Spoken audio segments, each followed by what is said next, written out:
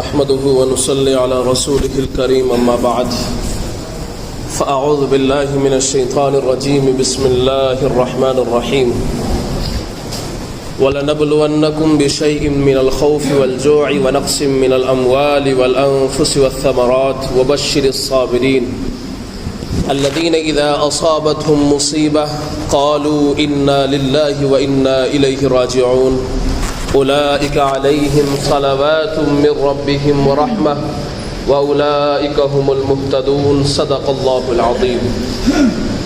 برادران اسلام، جیسے کہ آپ حضرات کو معلوم ہے محرم الحرام کا بابرکت مہینہ چل رہا ہے۔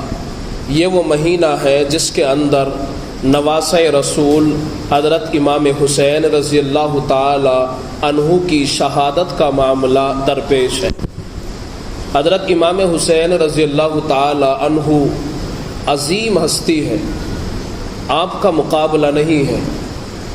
آپ کی ذات اللہ تعالیٰ نے امت مسلمہ کے لیے انمول تحفہ دیا ہے۔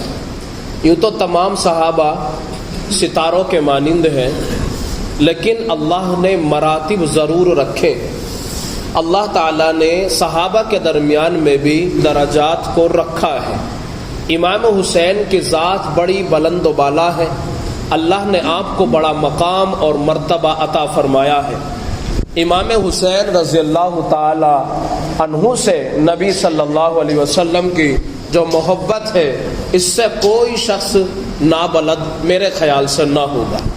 اس لیے کہ امام حسین رضی اللہ تعالی عنہ کی شہادت کا معاملہ ہم سنتے ہوئے آئے ہیں کہ 10 محرم الحرام میں حضرت امام حسین کربلا کے میدان میں کوفہ کے اندر آپ کو شہید کر دیا گیا۔ ہمیں بہت زیادہ تاریخ اس سلسلے میں معلوم نہیں ہوتی، اس کا پس منظر کیا ہے نہیں معلوم ہوتا۔ حالانکہ بعض لوگ اس بات کو سمجھتے ہیں، مانتے ہیں کہ عبداللہ بن زبیر رضی اللہ تعالی عنہ جو نواسۂ صدیق اکبر ہے، عبداللہ ابن عمر جو عمر ابن خطاب کے بیٹے ہیں، عبداللہ ابن عباس جو رئیس المفسرین ہیں، ان تمام حضرات نے حضرت امام حسین رضی اللہ تعالی عنہ کو کوفہ جانے سے روکا تھا۔ ہم میں سے بعض لوگوں کو اس کا علم ہے، لیکن سوال یہ کھڑا ہوتا ہے کہ جب اتنے بڑے لوگوں نے روکا آپ کو، تو آپ روکے کیوں نہیں؟ آپ کو والی مدینہ ولید بن عتبہ بن سفیان کے پاس میں یزید کا خط آتا ہے، یہاں سے سٹارٹنگ ہوتی ہے۔ چونکہ اس وقت میں حضرت امام حسن رضی اللہ تعالی عنہ یہ حضرت امام حسین کے بڑے بھائی ہیں اور حضرت علی کرم اللہ وجہہ کے بڑے بیٹے ہیں، فاطمہ الزہرا کے لخت جگر ہیں۔ امام حسین رضی اللہ تعالی عنہ سے جو بڑے بھائی ان کے بڑے ہیں، جن کو امام حسن رضی اللہ تعالی عنہ کہتے ہیں، حضرت علی رضی اللہ تعالی عنہ اور حضرت امیر معاویہ رضی اللہ تعالی عنہ کے درمیان میں کچھ اختلافات تھے، وہ اس میں بحث میں ہم پڑھنا نہیں چاہتے اور نہ وہ کرنا چاہتے ہیں۔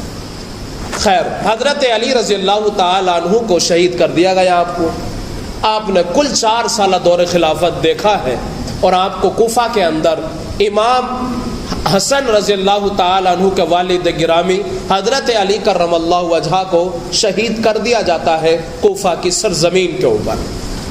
آپ جانتے ہیں جس وقت میں خلافت آپ کی قائم ہوتی ہے حضرت علی رضی اللہ تعالی عنہ کی، تو اس خلافت سے پہلے حضرت عثمان غنی رضی اللہ تعالی عنہ نے تقریباً 12 سال خلافت کے اوپر آپ فائز رہے ہیں، اور آپ نے دارالخلافہ مسلمانوں کا جو قائم کیا تھا وہ مدینہ کے اندر موجود تھا۔ یہیں سے رسول اللہ صلی اللہ علیہ وسلم کے دور سے چلا آیا۔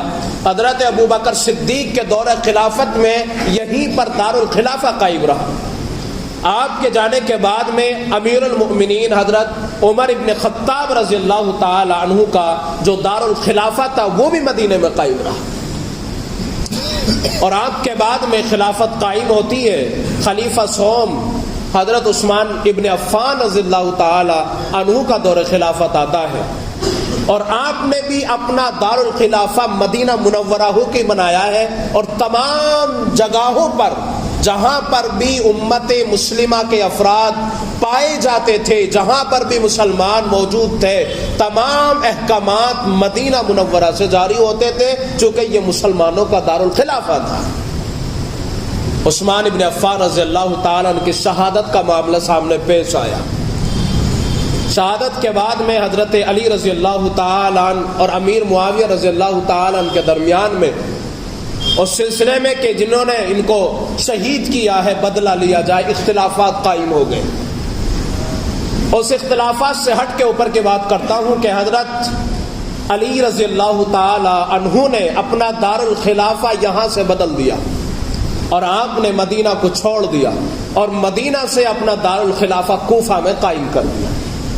آپ جانتے ہیں جہاں باپ ہوتا ہے فیملی وہیں جاتی ہے، پورا خاندان گھر والے وہیں جاتے ہیں۔ آپ نے اپنی پوری فیملی کو کوفہ میں منتقل کر دیا، آپ وہاں رہنے لگے۔ وقت آیا کہ حضرت امام حسین رضی اللہ تعالی عنہ کے والد گرامی حضرت علی رضی اللہ تعالی عنہ کو شہید کر دیا جاتا ہے، لیکن اس وقت میں خلافت حضرت علی رضی اللہ تعالی عنہ کی ختم ہو جاتی ہے۔ اب جانشین حضرت حسن رضی اللہ تعالی عنہ جو آپ کے بڑے بیٹے ہیں، امیر معاویہ رضی اللہ تعالی عنہ اور جانشین حضرت علی رضی اللہ تعالی عنہ کے درمیان میں صلح کا معاملہ درپیش ہوتا ہے۔ چنانچہ دونوں میں صلح ہوتی ہے اور حضرت امام حسن رضی اللہ تعالی عنہ حضرت امیر معاویہ رضی اللہ تعالی عنہ کہتے ہیں کہ میں اپنا حق آپ کو دیتا ہوں اور آپ اس کے اوپر فائز ہو جائیں، چنانچہ آپ اس خلافت کو سنبھالیں، آپ اس حکومت کو سنبھالیں۔ زہر دے دیا جاتا ہے اور آپ کو بھی شہید کر دیا جاتا ہے۔ خلافت قائم رہتی ہے۔ امیر المؤمنین حضرت علی رضی اللہ تعالیٰ عنہ کے بعد میں اپنا حق دینے کے بعد میں امیر معاویہ رضی اللہ تعالیٰ عنہ کے پاس میں حکومت کی باغ ڈور آ جاتی ہے۔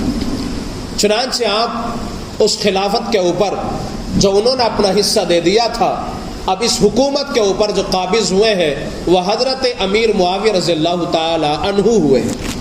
یہ سلسلہ چلتا رہا آپ کا۔ حضرت امیر معاویہ رضی اللہ تعالی عنہ کے بیٹے یزید بن امیر معاویہ بن سفیان جب حضرت امیر معاویہ رضی اللہ تعالی عنہ وفات پا گئے تو یزید نے ایک خط لکھا جو حضرت امیر معاویہ رضی اللہ تعالی عنہ کے آزاد کردہ تھے۔ یہ خط یزید نے بھیجا تھا والی مدینہ کے نام، اور اس خط کے اندر پہلا عنوان یہ تھا کہ امیر معاویہ رضی اللہ تعالی عنہ دنیا سے جا چکے ہیں، آپ نے اس دنیا سے چلے گئے ہیں۔ خلافت کا جو دارالحکومت کا مسئلہ تھا، جو سارے معاملات تھے، حکومت کی باغ ڈور تھی، وہ جانشین کے ہاتھ میں آ چکی ہے اور وہ یزید ہے۔ خط کے اندر لکھا ہوا تھا، یہ بتایا گیا تھا کہ یہ امیر معاویہ وفات پا چکے ہیں۔ دوسرا عنوان اس میں لکھا ہوا تھا والی مدینہ کے نام، کہ آپ کو جو مدینہ منورہ کے اندر تمام نفوس اور تمام لوگ موجود ہیں، آپ کو ان لوگوں سے اپنے ہاتھ کے اوپر میری طرف سے بیعت لینی ہے، اور خاص طور پر جو مدینے کے اندر بڑے حضرات ہیں ان سے بیعت لینی ہے۔ بڑے حضرات میں امام حسین رضی اللہ تعالیٰ بھی موجود تھے، دوسرے نمبر پر عبداللہ بن زبیر بھی موجود تھے، تیسرے نمبر پر عبداللہ ابن عمر بھی موجود تھے۔ یہ بڑے اکابر، بڑے صحابہ وہاں موجود تھے۔ والی مدینہ، حاکم مدینہ ولید بن عتبہ کے پاس میں آتا ہے۔ آنے کے بعد میں دربان ہوتا ہے، دربان سے کہا جاتا ہے کہ مجھے والی مدینہ سے ملنا ہے، حاکم مدینہ سے ملنا ہے، مدینے کے گورنر سے ملنا ہے۔ دربان کہتا ہے کہ یہ وقت نہیں ہے، وہ کمرے میں جا چکے ہیں آرام کے لیے، اب وقت نہیں ہے۔ کہا نہیں، میں یزید کی طرف سے بڑا اہم خط لے کے آیا ہوں، میری ملاقات کرائی جائے۔ اس خط کے نتیجے کے اندر والی مدینہ ولید بن عتبہ سے ملاقات کرائی جاتی ہے اور وہ خط دے دیا جاتا ہے۔ رات ہی میں ولید نے، جو حاکم مدینہ، جو گورنر مدینہ تھا، خاص طور پہ بڑے صحابہ کو طلب فرمایا، جن میں سے امام حسین رضی اللہ تعالیٰ عنہ، عبداللہ ابن عمر رضی اللہ تعالیٰ عنہ اور عبداللہ ابن زبیر رضی اللہ تعالیٰ عنہ سر فہرست تھے۔ طلب کیا گیا، آپ آ گئے، فرمایا یزید کی طرف سے خط ہے۔ سب سے پہلا خط تو یہ ہے کہ امیر معاویہ رضی اللہ تعالیٰ عنہ وفات پا چکے ہیں، تخت نشین ہوا ہے یزید۔ یہ خبر سننی تھی کہ ولید بن عتبہ جو صحابی رسول تھے بہت زیادہ غمزدہ ہو گئے، چونکہ وہ جانتے تھے یہ ظالم ہے یزید، معلوم تھا۔ آپ بہت زیادہ غمزدہ ہوئے، جس کے نتیجے کے اندر حال یہ ہوا کہ آپ نے ان کے ساتھ میں جو معاملہ کیا، صحابہ کو بلایا، جن میں خاص طور پہ عبداللہ ابن زبیر، عبداللہ ابن عمر اور حضرت امام حسین رضی اللہ تعالیٰ عنہ تھے۔ کہا گیا کہ یہ مسئلہ ہے۔ فرمایا یہ کوئی بیعت لینے کا وقت تھوڑا ہی ہے رات میں، آپ کس وقت میں بیعت لیں، صبح دیکھیں گے کیا کرتے ہیں کیا نہیں کرتے۔ کہا کہ ٹھیک ہے صبح دیکھ لیجیے گا۔ رات کا جب اخیر پہر تھا، عبداللہ ابن زبیر رضی اللہ تعالیٰ عنہ اپنی سواری تیار کی اور اپنا رخت سفر مکہ المکرمہ کا باندھ دیتے ہیں رات کے اخیر پہر میں، جب سب لوگ سو جاتے ہیں۔ اسی اسنا میں حضرت امام حسین رضی اللہ تعالیٰ عنہ نے بھی اپنا رخت سفر باندھا، اپنا ساتھ میں توشہ لیا جو ہونا چاہیے تھا۔ سفر کے دوران میں چونکہ کھانے پینے کی بھی ضرورت پڑتی ہے، تقریباً 450 کلومیٹر کا فاصلہ مکہ اور مدینہ کے درمیان میں ہے، یقیناً کھانے پینے کی تو ضرورت پڑے گی۔ کوئی ٹرین یا پلان نہیں تھا کہ چٹکیوں میں اور گھنٹوں میں پہنچ جائے گا آدمی، دنوں کے سفر ہوا کرتے تھے۔ چنانچہ امام حسین رضی اللہ تعالیٰ نے بھی سفر باندھا اپنا، اور رخت سفر باندھنے کے بعد میں عبداللہ ابن زبیر جو مدینہ سے چلے تھے مکہ کے لیے، ملاقات مکہ المکرمہ میں ہو گئی۔ عبداللہ بن زبیر نے مکہ المکرمہ میں قیام فرمایا، لیکن حضرت امام حسین رضی اللہ تعالیٰ عنہ کی نگاہ بھی بہت دور تک تھی۔ آپ کو اللہ تعالیٰ نے سیاسی بصیرت سے بھی نوازا تھا، چونکہ امام حسین رضی اللہ تعالیٰ نواز رسول ہے، کوئی چھوٹی موٹی ہستی نہیں ہے۔ حضرت امام حسین رضی اللہ تعالیٰ حضرت علی کرم اللہ وجہہ کے بیٹے ہیں، اور جنت کی کنیزوں کی جو سردار ہے حضرت فاطمہ رضی اللہ تعالی عنہا، اس کے بیٹے ہیں، لخت جگر ہیں، جس کو میرے نبی نے کہا ہو کہ یہ میرے بیٹے ہیں، کیا مقام اور مرتبہ ہوگا امام حسین رضی اللہ تعالی عنہ۔ خیر، اپنے بھائی مسلم بن عقیل جو آپ کے چچا زاد بھائی تھے، میں آپ کو اسٹارٹنگ سے یہ پورا واقعہ سنا رہا ہوں تاکہ آپ کو بات پوری سمجھ میں آ جائے۔ یہ اسٹارٹنگ ہے امیر معاویہ کی وفات کے بعد میں رضی اللہ تعالی، بیٹا تخت نشین ہوتا ہے یزید، والی مدینہ ولید بن عتبہ کے پاس میں خط بھیجتا ہے رزیق کو لے کر کے، جو آزاد کردہ امیر معاویہ رضی اللہ تعالیٰ نے۔ یہاں پہنچنے کے بعد میں ان تمام لوگوں سے مشورہ کیا جاتا ہے، لیکن ان میں سے دو لوگ نکل کر مکہ آتے ہیں۔ عبداللہ بن زبیر رضی اللہ تعالیٰ مکے میں قیام کرتے ہیں، سیاسی حالات دیکھنے کے لیے مسلم بن عقیل رضی اللہ تعالیٰ عنہ جو حضرت امام حسین رضی اللہ تعالیٰ عنہ کے چچا زاد بھائی تھے، حالات کا جائزہ لینے کے لیے کوفہ بھیجتے ہیں، دیکھ کیا حالات ہیں۔ کوفہ کے گورنر ہوا کرتی ہے صحابی رسول نعمان بن بشیر رضی اللہ تعالیٰ۔ کیا نام ہے جی؟ بول تو جاؤ۔ نعمان بن بشیر، نام لینے میں ڈر لگ رہا ہے۔ نعمان بن بشیر رضی اللہ تعالی صحابی رسول ہے۔ مسلم بن عقیل جب وہاں پہنچتے ہیں، استقبال کیا جاتا ہے آپ کا، زبردست استقبال۔ جب استقبال ہوتا ہے تو وہاں کوئی کہتا ہے کہ میرے یہاں قیام ہوگا، کوئی کہتا ہے میرے یہاں قیام ہوگا۔ چنانچہ ایک صحابی رسول ہے، ان کے گھر میں قیام ہو جاتا ہے آپ کا۔ وہاں جانے کے بعد میں چرچا اس بات پر ہوتی ہے کہ امام حسین رضی اللہ تعالیٰ کے قاصد ہیں مسلم بن عقیل رضی اللہ تعالیٰ۔ اب کیا کیا جائے؟ جب قاصد بن کے آئے ہیں تو ان کے ہاتھ پہ بیعت کی جائے۔ کس کے لیے بیعت ہو؟ امام حسین رضی اللہ تعالیٰ کے لیے بیعت ہو۔ بات سمجھ میں آ رہی ہے؟ بات اچھے سے سمجھے آپ۔ چنانچہ مسلم بن عقیل کو بھیجا کس نے ہے؟ امام حسین رضی اللہ تعالیٰ عنہ نے۔ کہاں بھیجا ہے؟ کوفہ میں بھیجا ہے۔ والی کوفہ کون ہے؟ گورنر کوفہ کون ہے؟ نعمان بن بشیر رضی اللہ تعالیٰ عنہ ہے، جو کوفہ کے گورنر تھے۔ یہ صحابی رسول ہے۔ چنانچہ مسلم بن عقیل یہاں آتے ہیں، کوفہ والے اس بات کے لیے تیار تھے کہ وہ حضرت امام حسین رضی اللہ تعالیٰ عنہ کے ہاتھ کے اوپر بیعت کریں، اور یزید کی بیعت کو اور اس کے خلافت کو اور اس کی حکومت کو وہ تسلیم کرنے کے لیے تیار نہیں تھے۔ وہ کہتے تھے ہم نہیں چاہتے۔ پورا حجاز بھی یزید کے خلاف تھا اور پورا کوفہ بھی اسی کے خلاف تھا، لیکن حکومت کی باغ ڈور تو یزید کے ہاتھ میں تھی، فوج تو اس کے ہاتھ میں تھی۔ خیر، مسلم بن عقیل رضی اللہ تعالیٰ عنہ کوفہ آ گئے، مشورہ کیا گیا۔ پہلے دن ہی حضرت مسلم بن عقیل رضی اللہ تعالیٰ عنہ کے ہاتھ کے اوپر 12,000 نفوس نے بیعت کی ہے آپ کے ہاتھ کے اوپر، امام حسین رضی اللہ تعالیٰ عنہ کے لیے۔ دوسرا دن آتا ہے، مسلم بن عقیل کے دست کے اوپر امام حسین رضی اللہ تعالیٰ عنہ کی طرف سے 6,000 لوگوں نے بیعت کی ہے، کل 18,000 لوگ ہو جاتے ہیں۔ 18,000 کم ہوتے ہیں؟ کثیر تعداد ہوتی ہے 18,000 لوگوں کی۔ مسلم بن عقیل نے جائزہ لیا پورے کوفہ کا اور خط روانہ فرمایا امام حسین کے نام کہ حالات بہت خوبصورت ہے، حالات بہت اچھے ہیں، سب لوگ آپ کے ہاتھ کے اوپر بیعت کرنے کے لیے تیار ہیں، جن میں سے پہلے دن 12,000 اور دوسرے دن 6,000، کل 18,000 لوگوں نے میرے ہاتھ کے اوپر یہ کہتے ہوئے بات کی ہے کہ آپ قاصد امام حسین ہیں، آپ کے ہاتھ کے اوپر بیعت ہم اس لیے کرتے ہیں کہ یہ بیعت آپ کی نہیں بلکہ امام حسین کی ہے۔ چنانچہ اہل کوفہ نے 18,000 لوگوں نے آپ کے ہاتھ کے اوپر بیعت کرنے کے بعد میں مسلم بن عقیل نے خط روانہ فرمایا امام حسین رضی اللہ تعالیٰ عنہ کے لیے، جو ابھی کہاں تھے؟ مکہ میں تھے۔ حالات کا جائزہ ملتا تبھی تو آپ آگے چلتے۔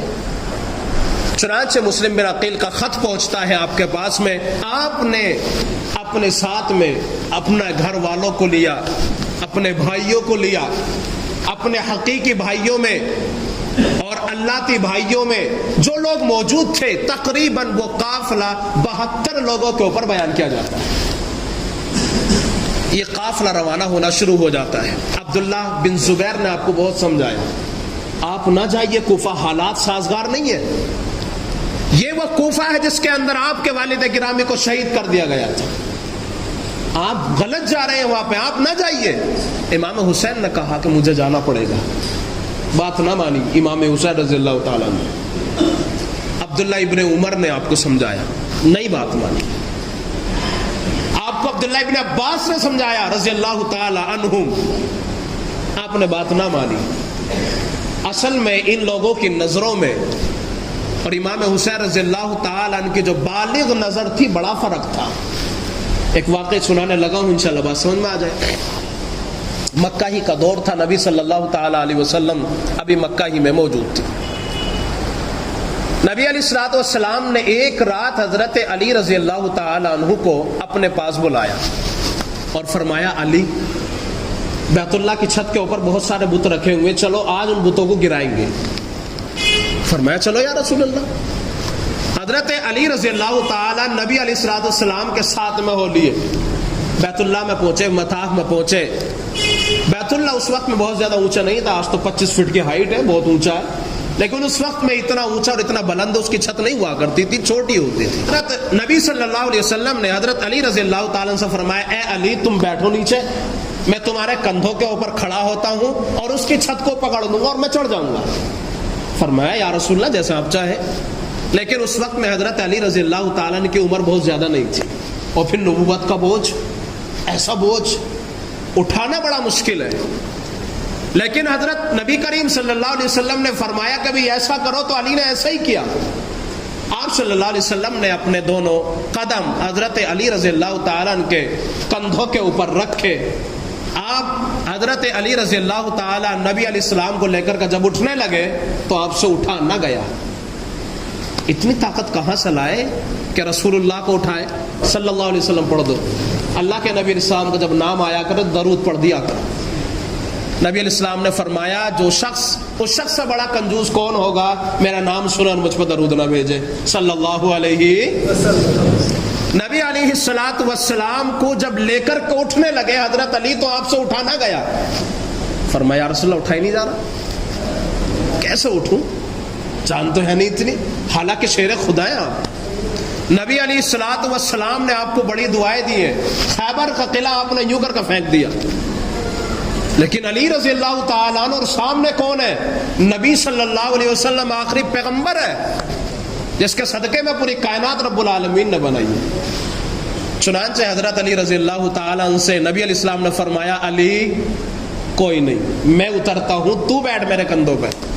نبی علیہ السلام نے فرمایا کہ علی تو بیٹھ میرے کندھوں پہ۔ حضرت علی رضی اللہ تعالیٰ عنہ کو پیارے نبی صلی اللہ علیہ وسلم نے دونوں کندھوں پہ بٹھایا اور حضرت علی کو لے کر آپ کھڑے ہوئے۔ حضرت علی کا بیان ہے، صحیح روایت میں موجود ہے۔ حضرت علی فرماتے ہیں جب میں نبی علیہ السلام مجھے لے کر کے جب اوپر اٹھنے لگے تو مجھے ایسا لگنے لگا میں اتنا لمبا ہو گیا ہوں، میرا قد اتنا لمبا ہو چکا ہے کہ میں آسمان کی بلندی کو اپنے ہاتھ سے پکڑ لوں گا، اس طرح مجھے دیکھنے لگا۔ یاد رکھے پوری روایت صحابہ پڑھ لینا، پوری تاریخ صحابہ پڑھ لینا، کسی بھی صحابی کے قدم میرے نبی کے کندھوں تک نہیں پہنچے، کسی بھی صحابی کے قدم میرے نبی کے کندھوں تک نہیں پہنچے سوائے حضرت علی رضی اللہ تعالیٰ عنہ کے، کہ ایک مرتبہ جب آپ صلی اللہ علیہ وسلم نے حضرت علی کو اپنے کندھوں پہ اٹھایا ہے، علی فرماتا ہے کہ میں نے ان ہاتھوں کو دیکھا کہ ایسے محسوس ہو رہا ہے میں اپنے ہاتھوں سے آسمان کی بلندی پکڑ لوں گا۔ حضرت علی رضی اللہ تعالیٰ عنہ کا بیان موجود ہے۔